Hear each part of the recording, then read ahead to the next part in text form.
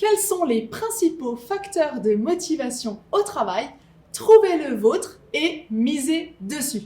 Bonjour et bienvenue, je suis Stéphanie, ancienne DRH, devenue conférencière et coach professionnel, et j'accompagne les entreprises et leurs collaborateurs à révéler leur potentiel pour qu'il y ait plus de motivation au travail. D'où les sujets de motivation qui vont peut-être vous parler si vous êtes ici à visionner cette vidéo. Sans plus attendre, je vous propose de télécharger le guide. Le lien est en dessous dans la description de cette vidéo. Le guide des 10 clés pour être heureux, motivé et engagé dans son job.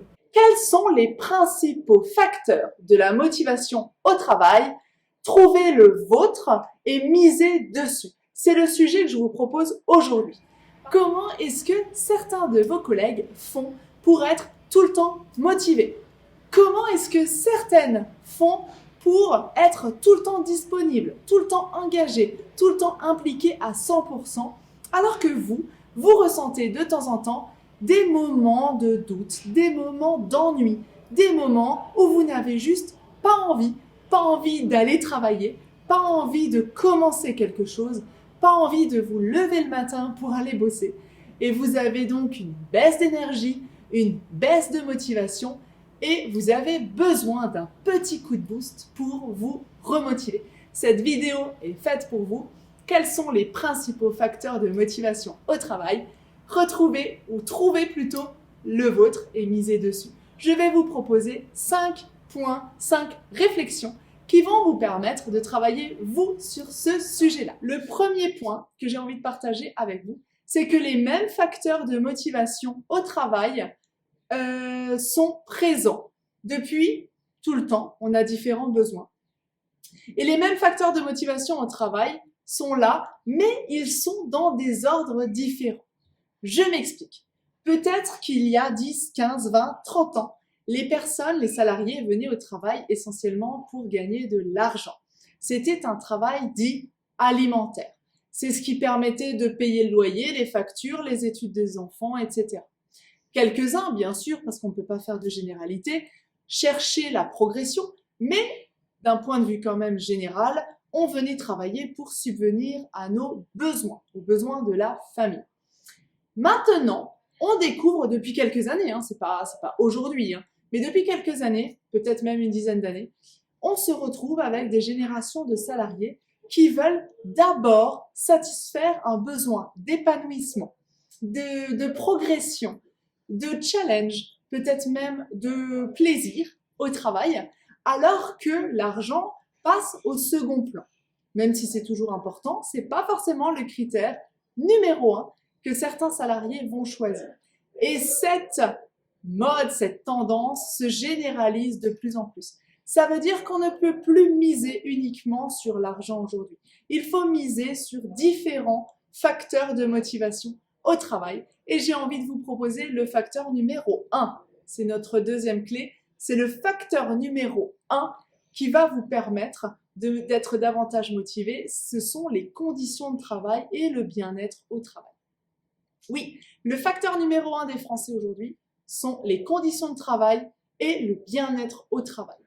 Là encore, à une époque, on venait le matin, on faisait notre travail, on repartait. Aujourd'hui, on veut du fun dans notre travail.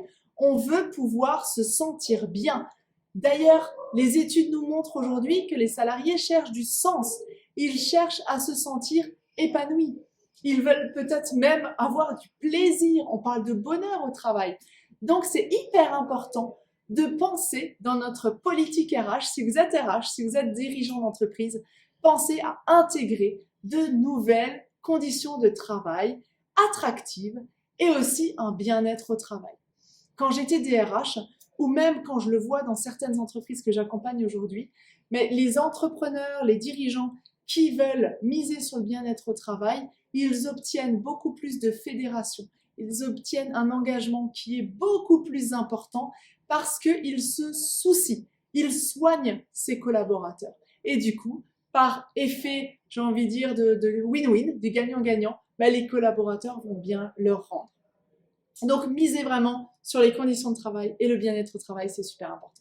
Aujourd'hui, les salariés veulent de l'autonomie, ils veulent de la responsabilisation, ils veulent pouvoir être responsables de certaines tâches, ils veulent être autonomes sur certains sujets, ils veulent être un peu plus libres, qu'on leur fasse confiance. Et donc, moins de hiérarchie rigide. Aujourd'hui, un salarié ne voudra peut-être plus 10 N+1, 10 supérieurs au-dessus de lui. Il va vouloir chercher un contact direct avec la personne qui a la réponse à sa question, avec la personne qui connaît la stratégie de l'entreprise, qui va pouvoir justement alimenter sa réflexion. Donc, beaucoup plus d'autonomie, beaucoup plus de responsabilisation, ce sont des éléments à prendre en compte dans votre politique RH où vous, en tant que salarié, essayez de chercher justement, dans la mesure du possible, l'autonomie qui peut vous être laissée.